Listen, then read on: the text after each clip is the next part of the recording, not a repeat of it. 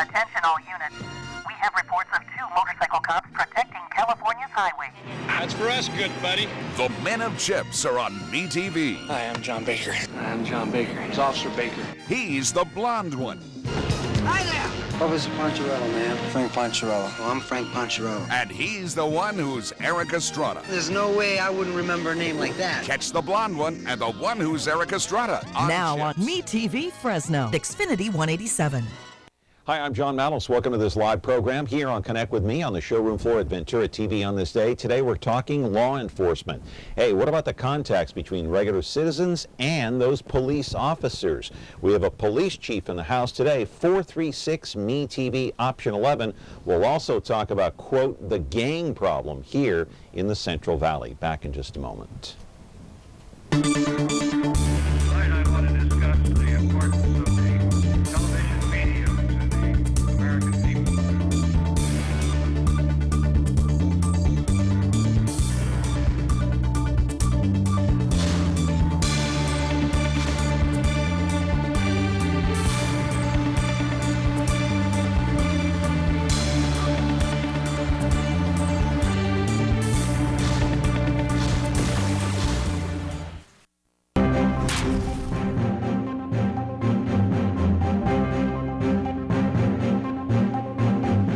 Hey, back here on the program on a Thursday morning. The end of the week is nearing rapidly here and getting through all these shows. In a couple of weeks, we'll be on vacation and we'll be on tape here.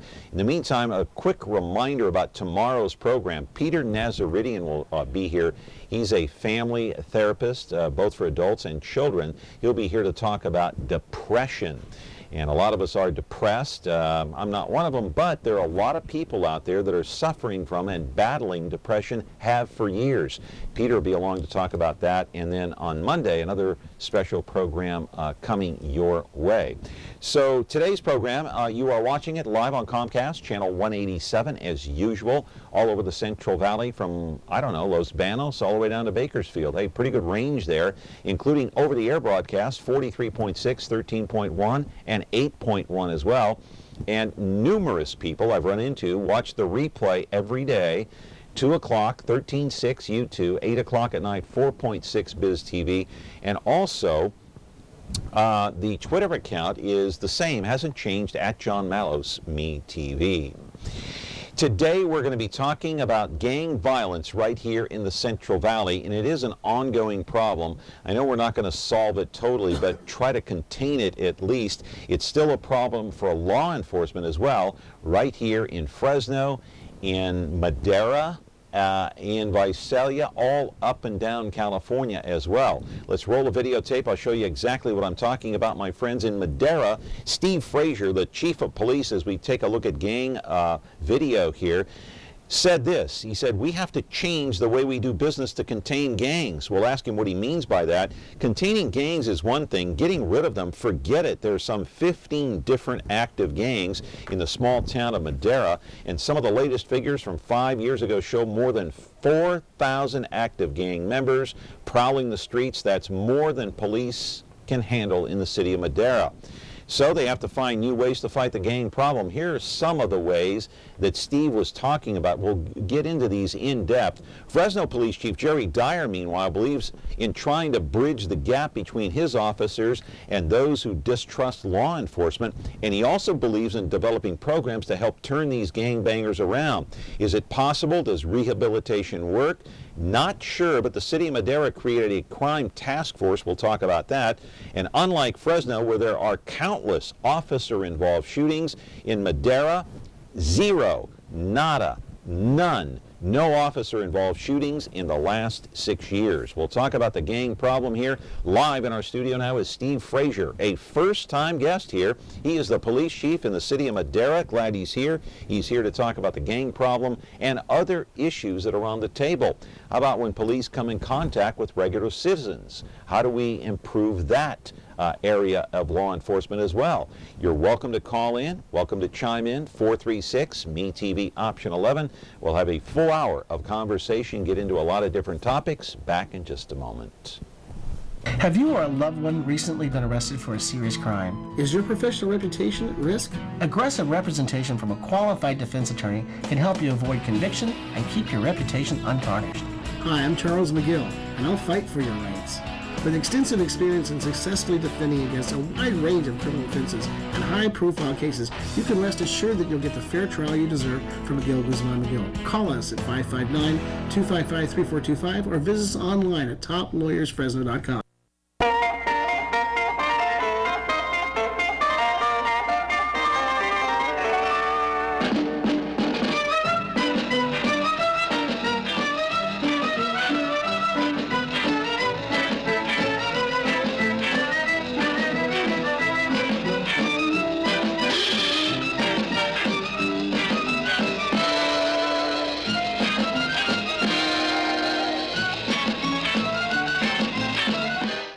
Back here on the program, hey, I forgot to mention our buddy Chuck McGill.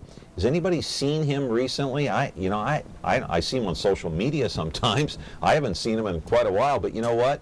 Chucky Boy is our sponsor here. It's McGill, Guzman McGill, attorneys at law, and Chuck is a good guy. He's our sponsor here. He's a good friend of this program, and we have to invite him back to be on the program, so I'm glad he is a longtime sponsor here. In the meantime, Steve Frazier's here. Hey, the police chief of Madera. Good to see you, sir. How are you? It's good to be here. Doing well. Thank you very much. Hey, I'll ask you just a flat-out, straight-out question right at the top and get this out of the way. I want to know about terrorism. Are we under attack here in the Central Valley? Have you got any notices recently from Homeland Security? I know we're going to talk about gangs today, but I want to know about Homeland Security. You know, the notices that we get just advise law enforcement to be on their guard. And quite frankly, as a profession, we're on our guard anyway. Yeah. And so that's really nothing new.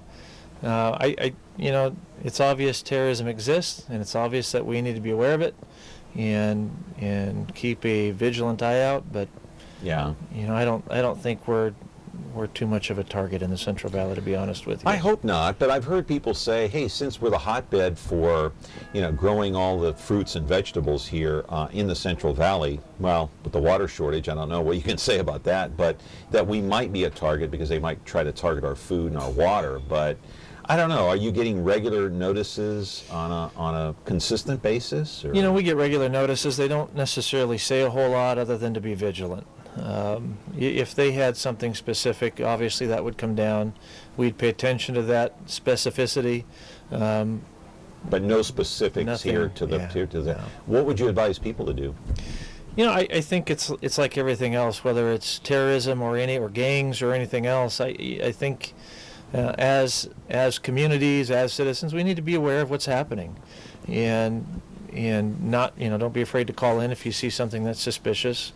I think that's the real key in anything that we're dealing, any problem that we deal with, is getting people to be engaged with us and communicate with us, and I think if we have that in place, we can make a difference. In other words, don't be afraid to be nosy. Sure. Don't be afraid to poke your nose in and find out what's going on and call law enforcement. It kind of boils down to that, right? Yeah, exactly.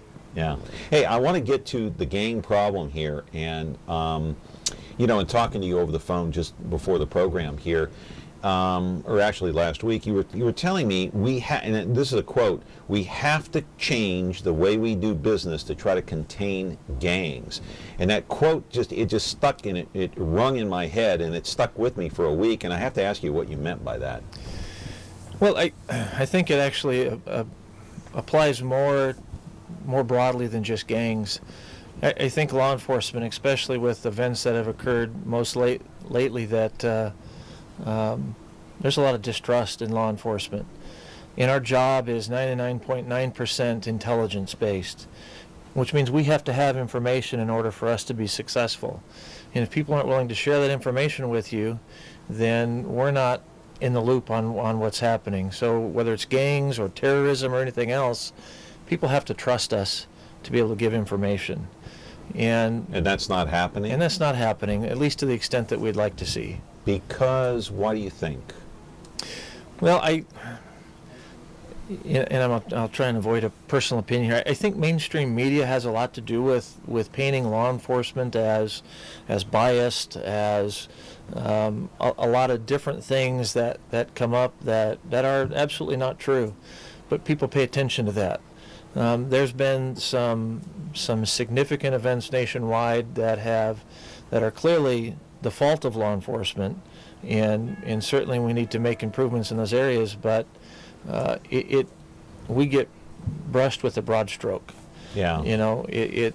It occurs in North Carolina where the officer shoots an individual in the back running away, and that gets applied to all law enforcement. Or the little boy in Cleveland. Yeah. 12-year-old with a play gun. Clearly, those are tragedies, and we need to look and make sure that our practices are consistent and appropriate. But it's those things that we have to contend with that occur, thousands of miles away from Madera, and yet they still impact the community in Madera. Have they impacted you? Those events and we're going to talk about the events of the past year a little bit as we get into the program. We have a lot of time here, but like say the Michael Brown incident, how did that impact you in Madera? It didn't. I think a lot of people had some distinct feelings about that. I had a town hall meeting a couple months ago, and I asked the people in attendance if they differentiated Ferguson and North Carolina in those places. If you differentiate Madera from those locations, and to a person they did. They were clearly concerned about those things, but they were able to see that the positive changes that we're making in the community, they feel that, they see that, and they clearly separate Madera from those events. Yeah. Caller, go ahead. You're on the air with Steve Frazier, the police chief in Madera.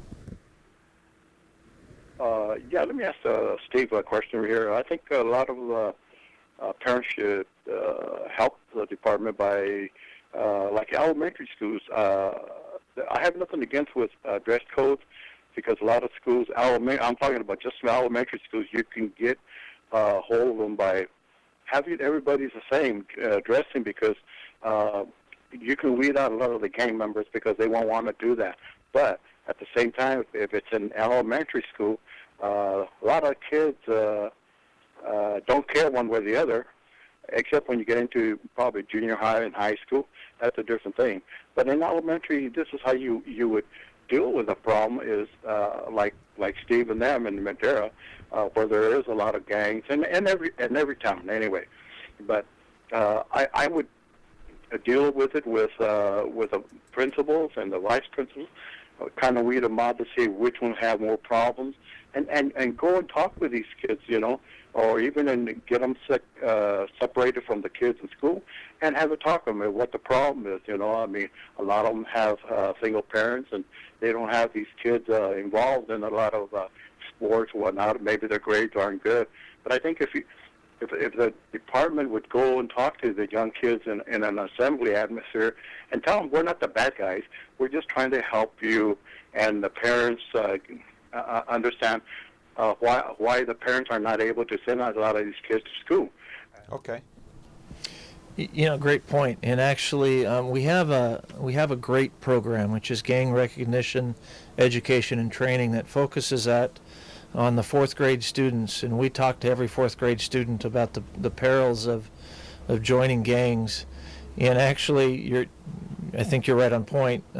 We've also had discussion most recently about having that assembly and talking about the gang involvement and the consequences for being involved in gangs. And you started your question kind of talking about parents. I think that's real crucial too. I think we need to have parents a little more engaged with their children and involved in that raising process. I know when I was growing up that if I got out of line, my dad would kick my butt, and I think we're seeing a lot of parents that are reluctant to do that anymore. And I know that we've made that more difficult as a society with the laws that have been put in place. But I don't know how many times we'll go out and respond to a parent that says, I'm afraid to discipline my kid because I'll get in trouble. And we encourage them to make sure that you do discipline your child. I think we're all afraid of that as parents. I mean, it's just the way of the world now in 2015, and maybe that's part of the problem. Yeah, I think it is. I really do. Would you agree? I do. So how many calls, I know we got to go to break, how many calls do you go on where the parent says, hey, I'm not going to jail, but I want my kid under control. I would, I don't know what those numbers are, but I would venture to say that when we have problems with kids, it's because the parents are afraid to deal with the kid, and we get that an awful lot. I'm afraid of the child. In most cases, or I would say in most cases, when we're dealing with a kid who's either had problems at school or we get called to their house, it's because the parents have an inability or desire not to deal with the issues. The fear of getting in trouble or being arrested themselves for child abuse, right? Yeah. Yeah. All right. Steve Frazier is here. He is the police chief in Madera. We'll talk more about gangs, more about parenting, and more about law enforcement. Today's program is sponsored by Chuck McGill. McGill, Guzman McGill, attorney at law. It's a great law firm, our sponsorship here. Thanks for that, Chuck. Back in a moment. Want to create something extraordinary?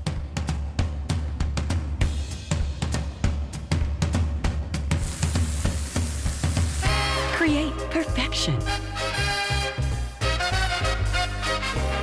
Our lifestyle appliances make it easy.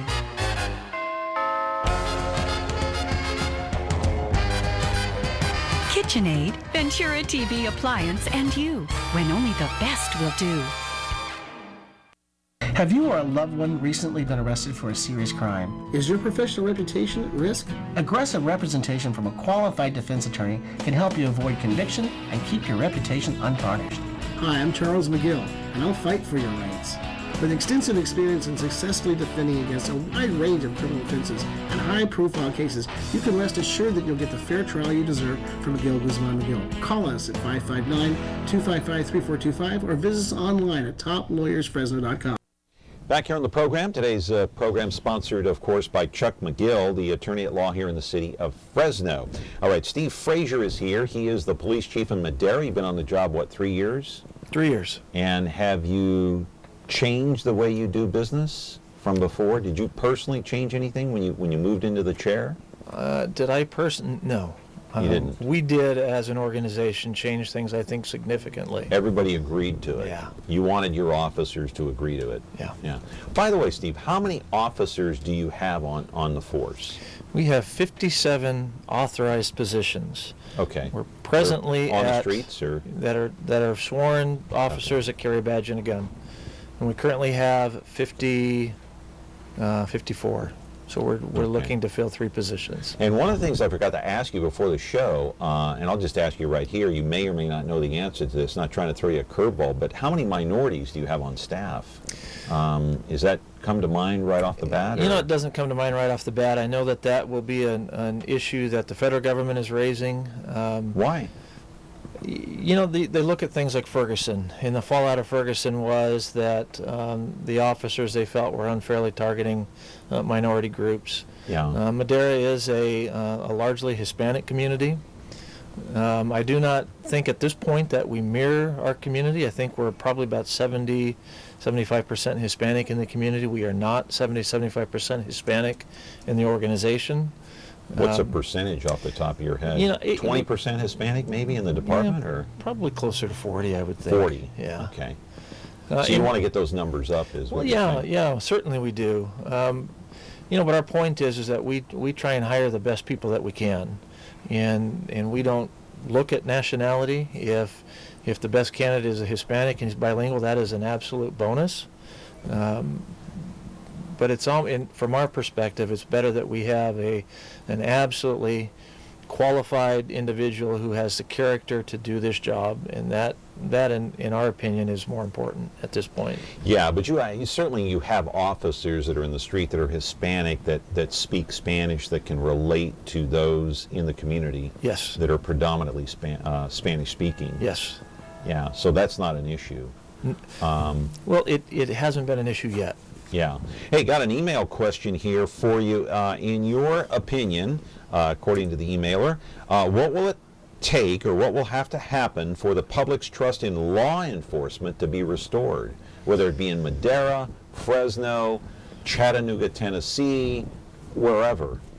This is something that we identified early on 3 years ago, that we had to create a relationship with the community.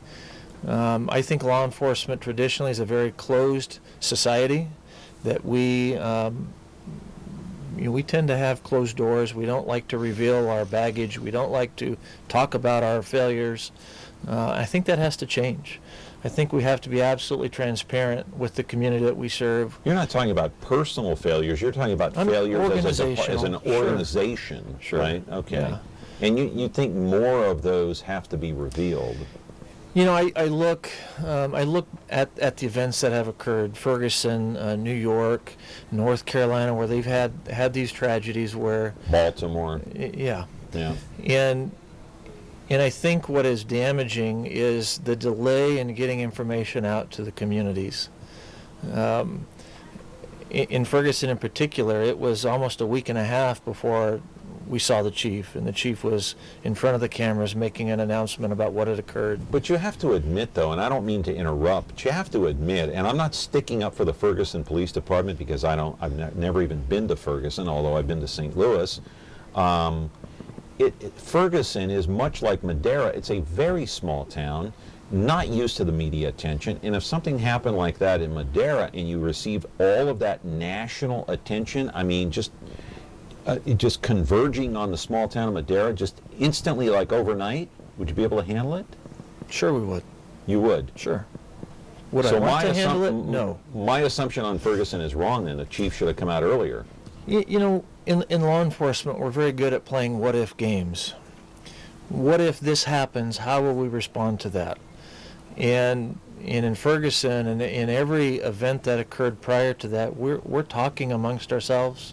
We're saying, okay, how do we handle that? How do we handle if we have a crush of media that comes in and all of a sudden is in our face? And you talk about that, huh? And first and foremost, we owe it to our community to give that information out.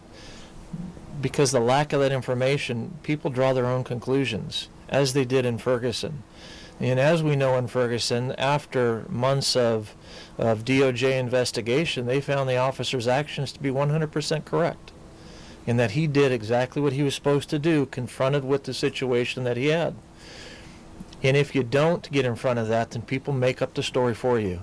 And typically that version of the story is inaccurate, and it causes pain to the family involved. And destruction of a city. And destruction of a city, and destruction of that trust that this email talked about. And so we have to be transparent with our information. We have to be forthcoming with our information. So the chief in Ferguson made a mistake. I don't know. I can't say that. I wasn't in his shoes. Again, week and a half is a long time, though. We thought it was. Wow. Yeah. But I don't know the circumstances. I don't know all the things that and I know he was dealing with an awful lot. Our take on that is that if something in kind, and we pray that it doesn't, but if it does, that we have to get in front of that, and we have to give our side of the story, and then look at the facts, and then make our decisions based on what the facts are. That's right, because you never know. It could happen in Madera, it could happen in Fresno, it could happen anywhere in the country, whether it be a major city like New York or a small town like Madera or even Fresno. It could happen. It's one thing that law enforcement, they have to prepare for. Steve Frazier's here. He is the police chief of the city of Madera. Glad he's here, first-time guest. Chuck McGill, our sponsor today at McGill, Guzman, McGill. We need help to find this missing child. Delano Wilson was 1 month old when he went missing. He was last seen in Indianapolis, Indiana, August 27th of 2014. If you have any information, please call the National Center for Missing and Exploited Children at 1-800-THE-LOST. That's 1-800-843-5678. Please help bring Delano Wilson home. Tune in to Heartland for the best in true country music. Relive vintage specials, one-of-a-kind concerts, and country music's earliest videos. Heartland is the heart of country, the only place where you can find country music, country stars, and country lifestyles 24/7. Heartland, the heart of country. Now on channel 13.2.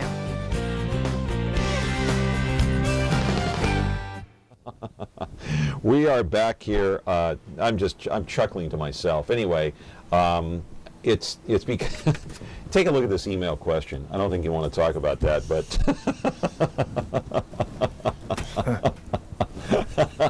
What do you think?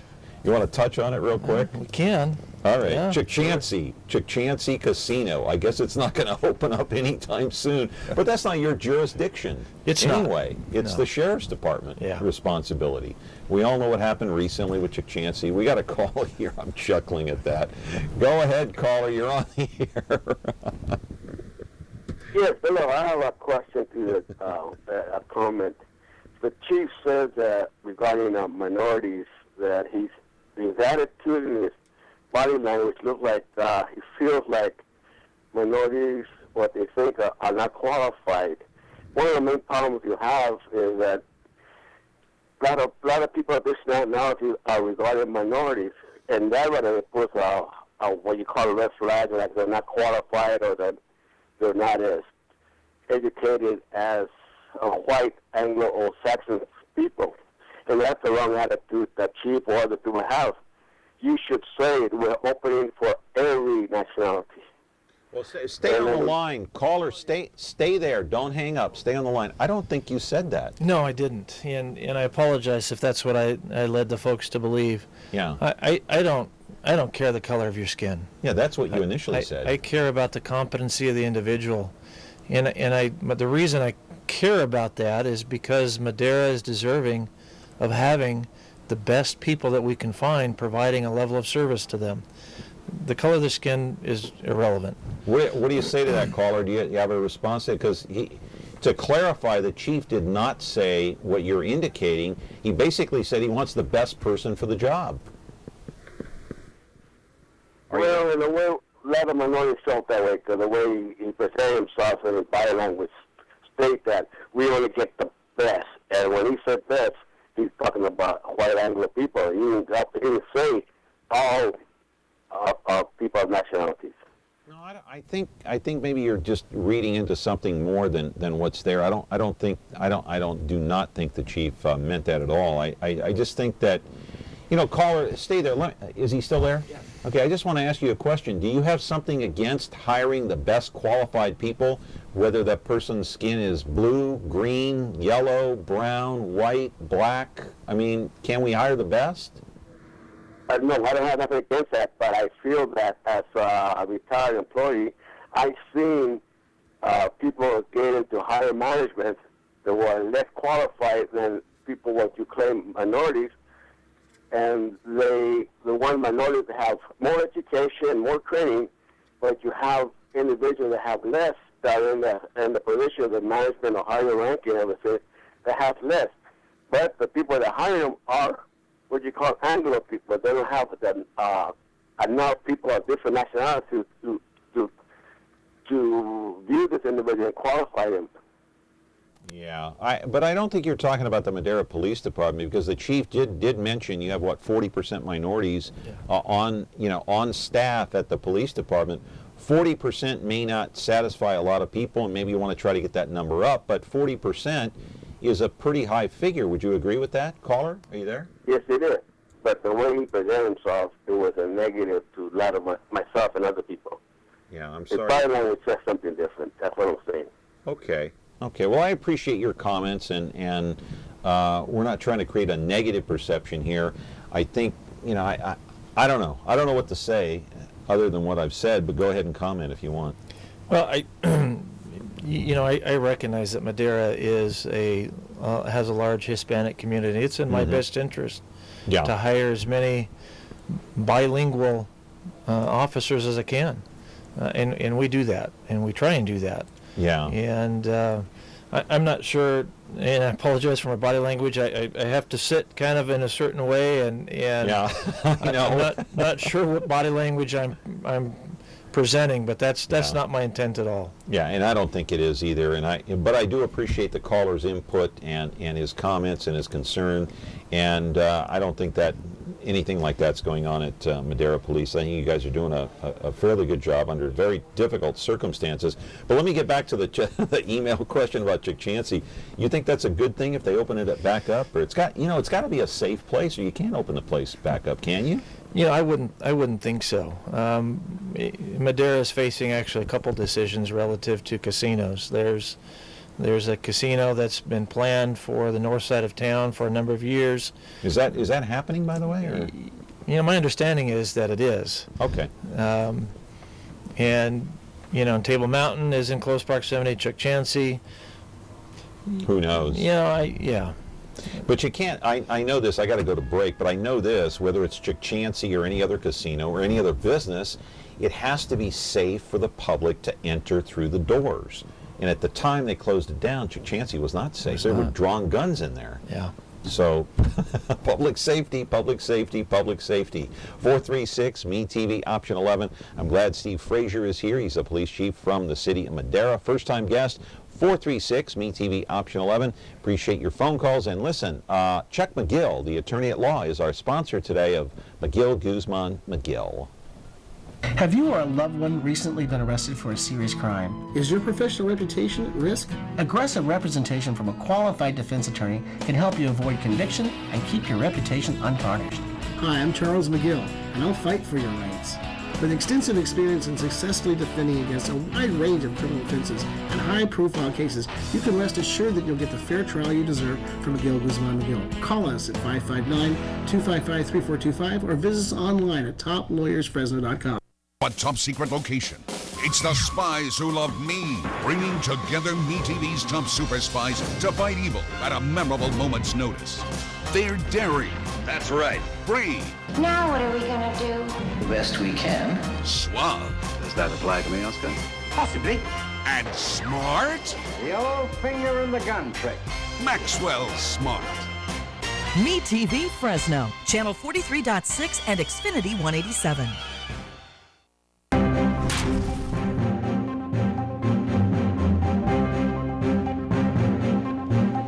Oh man, I can't believe a half an hour has already gone by on this show. A half an hour to go, and it's going to zip by like that. So if you want to call in and weigh in, 436 MeTV option 11.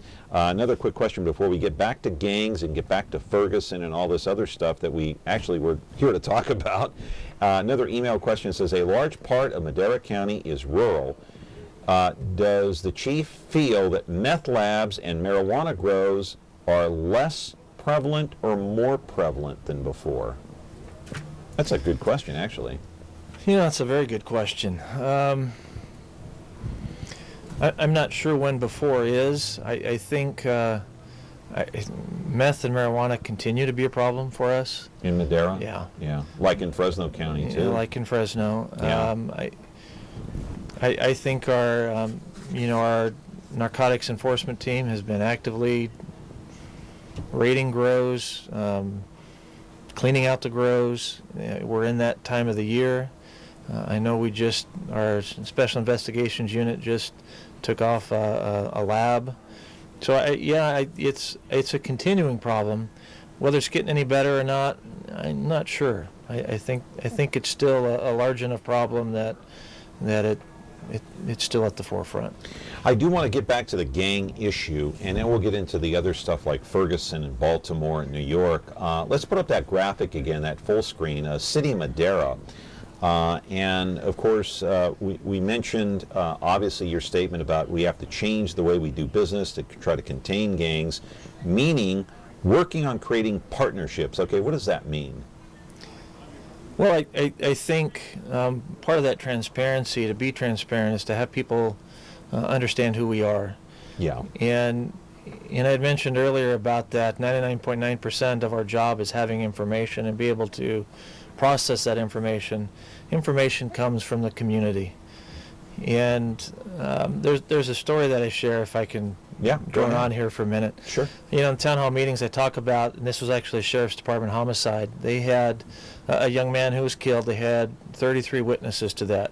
Yeah. No one came forward. And I think that is what I'm talking about. And I'm not saying the Sheriff's Department did anything wrong, but we have 33 people that witness the taking of a life and no one is willing to come forward. I think that is sad.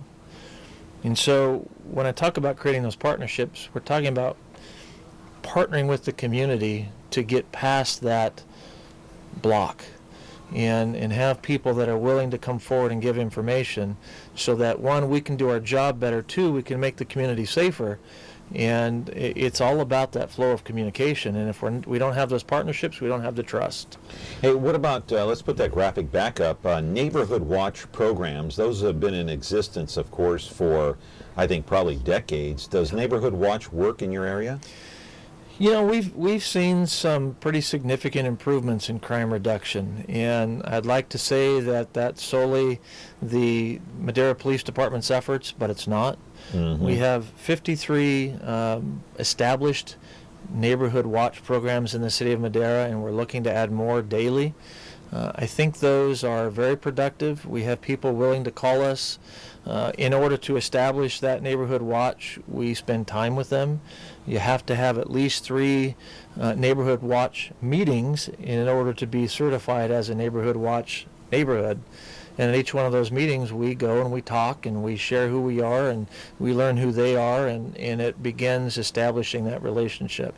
So I think they are beneficial and certainly worthwhile to pursue. Back to the graphic. Oh, we have a phone call before we go back to the graphic. Hang on a second here. Good morning, caller. You're on the air. Go ahead. Yes, let me ask your chief from Madera that, you know, I think the police officers have gotten a bad rap. 1 second. I think you got to crank that up.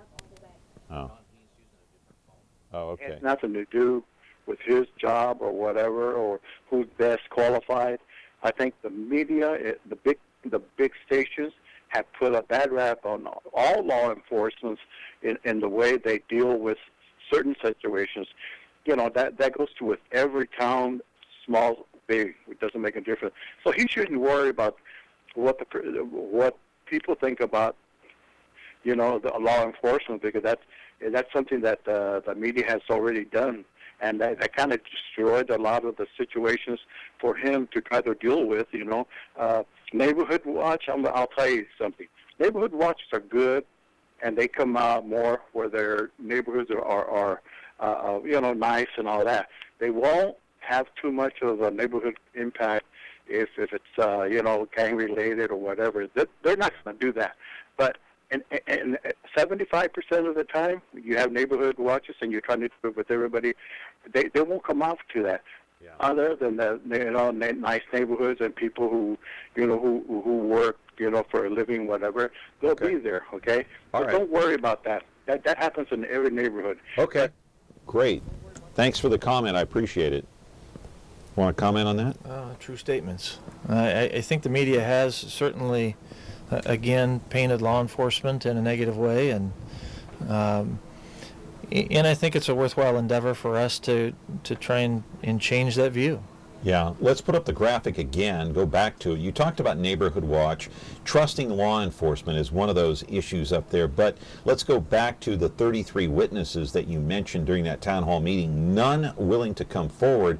Obviously, it goes without saying that they're afraid of retaliation if somebody did come forward, but does part of it have to do with trusting law enforcement as well? I think it does. And obviously I think retaliation weighs in on that as well. But I think in large part there is a mistrust of law enforcement. Because?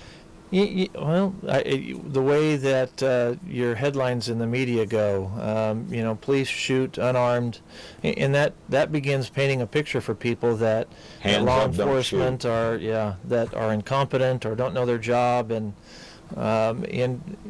sitting where I'm sitting in the view that I have, that's just absolutely is not accurate. How do you change the attitudes about police? That's one of those bullet points up there. How do you change the attitudes? Well, I think in some of the things that we've done, we have began a citizen academy. We want people to know who we are. We want people to see when there's a police action and they see law enforcement doing their job, they're going to have some idea what that job is. And so if we can educate them on what law enforcement is like, in particular what Madera PD is like, so we began a 13-week Citizen Academy where we talk about everything there is to do with Madera PD, hiring, how we, you know, what the laws allow us to do, use of force, how we process scenes, and we allow them to do that with us. We break bread every evening or every Thursday evening when we have that class.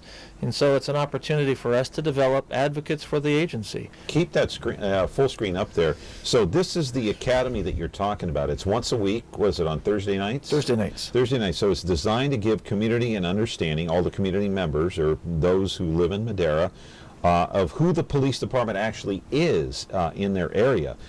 They actually help process fictional crime scenes, right? Yes. Okay, and then they go to the shooting range? Yep. We take them out to the shooting range. We take them to the driving course. They get a drive code 3, which for most folks will never happen. And it's pretty exciting. And they have classroom time, and then they understand the powers of arrest. What is that? Well, interesting that there's no difference between you and I when it comes to the ability to enforce laws or make an arrest.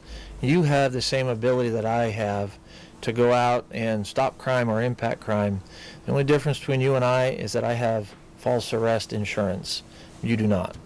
But the laws are designed that any citizen can make an arrest, enforce the laws just as well as we can. We're paid, though, to do that endeavor. So we talk about that with the community, and we hopefully encourage them to be involved in Neighborhood Watch and volunteering with the police department and in being engaged with the community, even if it's not involved with the police department. But that engagement keeps people doing things other than being involved in gangs or other things. So we're just trying to get people involved. Yeah. Okay, we're going to be back with Steve Frazier, the police chief here in the city of Madera in the Central Valley. 436-ME-TV option 11 if you want to call in and ask a question. We're going to be back after this brief word from Chuck McGill, Guzman McGill, the attorney at law. Have you or a loved one recently been arrested for a serious crime? Is your professional reputation at risk? Aggressive representation from a qualified defense attorney can help you avoid conviction and keep your reputation untarnished. Hi, I'm Charles McGill, and I'll fight for your rights. With extensive experience in successfully defending against a wide range of criminal offenses and high-profile cases, you can rest assured that you'll get the fair trial you deserve from McGill, Guzman McGill. Call us at 559-255-3425 or visit us online at toplawyersfresno.com.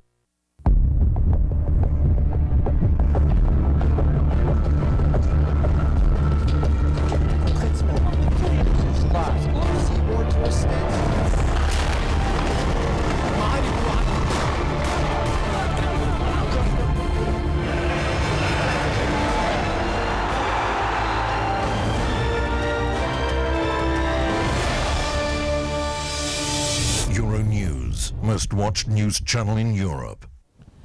Back here on the program. Hey, we have a call. Let's take it. Good morning. You're on the air. Go ahead. Hey, good morning, John and Police Chief Steve. When they're captured, the group, the gang members, there's just a couple questions. Are they, say, the purpose, why do you find out the reason why they're still in the gang and what they're searching for? Or they actually admit what they're looking for and what they're searching for in life? That's my first question. Second question, is there a place that you send them to a worship, or they don't have to go, but you bring that up to them, or a place they can get help to as a believer, if they believe in God, a place to worship and can get their life back together again, or a purpose for their life? And those are the questions that I have. I don't know how Madera, I don't go to Madera that much, but are there places there in Madera that treat felons to get their life back together again? That's with God included with that. Okay, and thank you, Steve, Police Chief Steve and John, for that. Thank you. Yeah. It's kind of difficult for us in the course of making an arrest to be able to refer them to a faith-based group. But there are groups that are in Madera that provide opportunity for them to either find the Lord or get straight or whatever they need to do. Yeah, when we arrest them, it depends on who arrests them. We have a group of officers that are assigned to focus on gangs. They're our special investigations unit. They do talk to them because their expertise is in gangs and understanding the mindset. So they do ask them those questions, and a lot of times most of them aren't very forthcoming at this juncture. We've obviously dealt with folks too that have gone through the gang life and have now realized the poor choices that they made, and they talk about filling those voids, the need for family acceptance, and those kind of things. And I'm sure that still exists today. It's just kind of tough for us in the scope of what we do to be able to make those referrals. Those usually come when they get into court and you have a probation recommendation.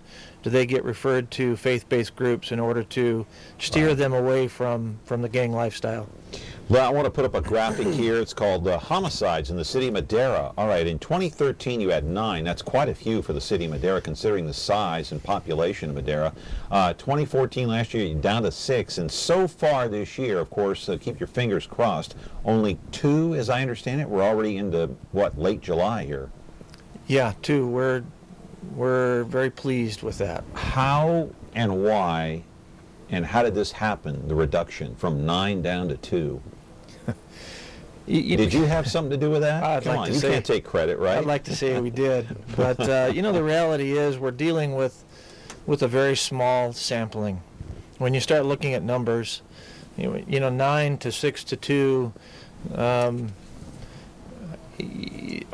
significant. And I don't want to I don't want to lose that opportunity to say that. Are all these shootings and homicides, are they gang-related?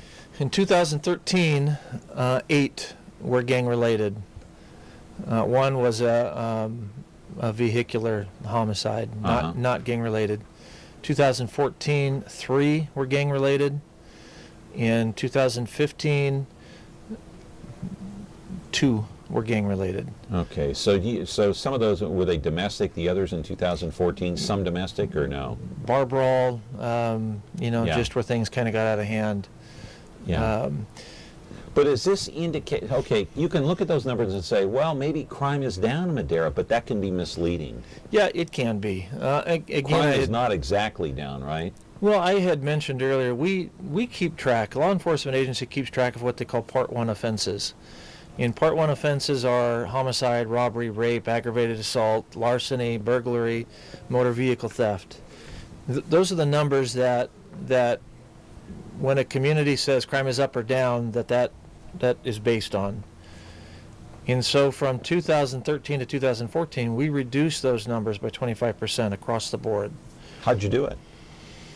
I think we did it as a community. Like I said, I'd love to be able to say, hey, Madera PD did this and we had this great impact.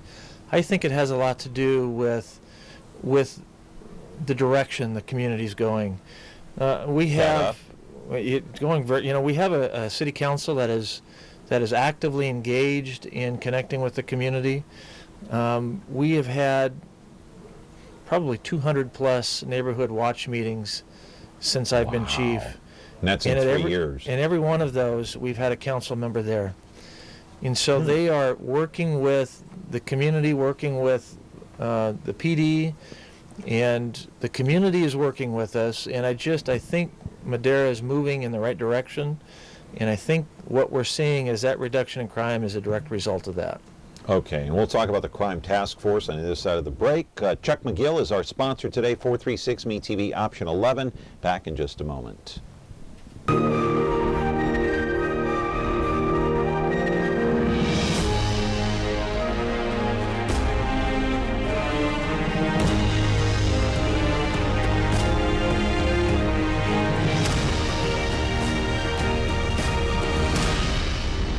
You can find movies on over-the-air channel 13.3.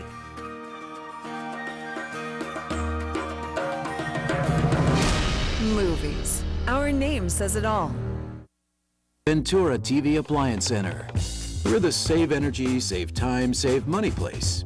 The Energy Star qualified #1 rated high-efficiency Cabrio from Whirlpool Place. You heard right. Right now, save big on select Whirlpool Cabrio laundry pairs and pay no interest when paid in full within 6 months. At the hometown low price, think outside the big box place. Since 1951, Ventura TV Appliance Center. We're working hard to be your place. Back here with Steve Frazier. He's the police chief out of Madera, and I guess one of the reasons that those homicides are down. No officer-involved shootings, though, in what, 6 years? Yes. That's not bad. We'll talk about that in a moment. But the crime task force that you talked about prior to the show, it's been in place for about 10 years. Let's put that up on the screen. There it is, right there. It involves all these units. Any other units involved in this crime task force? And the second part of the question is, what does the crime task force do? What's the purpose? Yeah, the Crime Task Force is what we call our Special Investigations Unit, SIU for short. Okay. They're designed to primarily focus on gangs, drugs, and AB 109 releases. And everyone will recall AB 109 is the early release of nonviolent felons from prison. From prison back into the community. Yeah. And so SIU's focus is to deal really with problems that are just too large for patrol to handle. So you have officers from each one of these agencies here? Yeah, I have 5 Madera PD officers and a sergeant in that 5 that runs the unit. I have a sheriff's deputy. I have a Chowchilla police officer, and by the end of the month, I'll have a CHP officer, all working together to deal with these problems that impact our county. And specifically gangs, drugs, the hardcore stuff. Yeah. Okay. And how much time do they spend on that? All their time. All their time. That's their sole focus. That is their sole focus, just on that. And you have 5 officers from your department alone. Yeah. Working on that. Okay, let's get into a little different area here, and that is, you talk about containing gangs, and I've talked about it too. Are you winning a war on gangs, in your opinion, in Madera, yes or no? I think so. Can you eliminate them, or just contain them? Hope and you what's can. And what's the gauge? How do you know you're winning? I will say that, and I can't speak for I can't speak for any other city, but if you drive in the city of Madera, you wouldn't know there's a gang problem. They don't stand on the street corners. They don't. They don't claim territory like you see in the TV shows and movies. They're there, and they're a problem. But they're mostly, they announce themselves when they're out doing something in furtherance of the gang. So Madera's done a good job in keeping a lid on the gang problem. SIU, when they go out and they go active to, what we call a directed patrol, where they go out and they focus their activities on gang members that are out and about, looking to identify them through field interview cards or whatever. They'll drive everybody underground. When SIU's out, everybody goes home.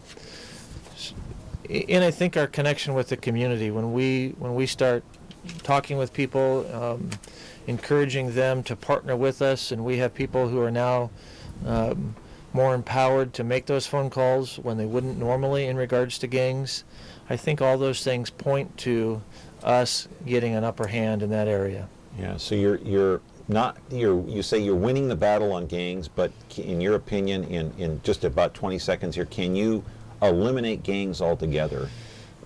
I don't suppose that you can, and those individuals that are seeking that kind of lifestyle, it's all about choices. Yeah. And people have, in the United States, they have the ability to choose. And with choices come consequences. So, no, I think we'll always have people that will choose to go down that path. And our job, I suppose, is not to eliminate, but to make life better in Madera so that those individuals who choose that path aren't able to impact the people who don't. Yeah. Hey, we're almost running out of time here, and I got to run some of this video here. Sandra Bland, she is the young woman in Texas who apparently committed suicide in a jail cell after she was arrested on being pulled over by an officer there. Now, Chief, go ahead and look at this. Apparently he told her to come out of the car after the stop. Several occasions she refused. She made a lane change without putting her turn signal on, which is the reason for the stop. She wouldn't come out, so he pulled his taser out. Did he do the right thing? You know, I don't know. I don't know the exchange that's occurring. In one thing that I've always tried and refrain from doing, if I don't know the facts, I really don't want to weigh in on whether it's right or wrong. Now, see, this is a dash cam video, which we've seen many times on television. We pulled this off YouTube. I don't know either. The laws in Texas are a little bit different than California as well. But, and I'm not trying to bash police departments here or bash law enforcement. I don't know if he did the right thing either. But if someone is not coming out, do you pull a taser on them? Do you pull your gun out? I mean, it depends on the circumstance, right? You know, it does. And the taser, when it was first introduced, this use probably would have been perfectly appropriate. It has since evolved or grown to the point where you have to commit at least a misdemeanor offense before that type of force can be used. Let's put Sandra Bland's picture up. I think we have her full-screen photo here. She apparently died of suicide in the jail there. There is a really nice photo of Sandra Bland. They're talking about lawsuits now and all kinds of things. Another black eye for law enforcement across the country. Let's put up a picture, also a series of photos here now. Let's go with Michael Brown first. We all know what happened with Michael Brown. He attacked Darren Wilson. He was shot by Darren Wilson in Ferguson last year. Then Eric Garner. Remember the chokehold on Eric Garner? This took place in New York. There is Garner there. He also died in police custody. And then in Baltimore, we know the eruption and the riots following the death of Freddie Gray. He died in a police van. And so I guess, you know, before we wrap this up here, Chief, a lot of people are calling for reforms, law enforcement reforms across the board, across the country. Based on the cases that I just mentioned here, just real quick, what do you think about that? You know, I think in an earlier discussion I had mentioned to you that there are 900,000 law enforcement officers in the nation.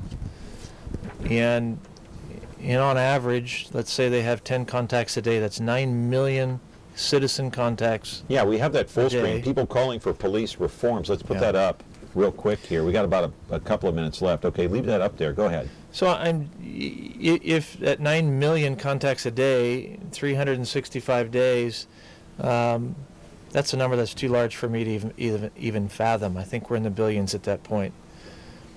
And you showed 5 events.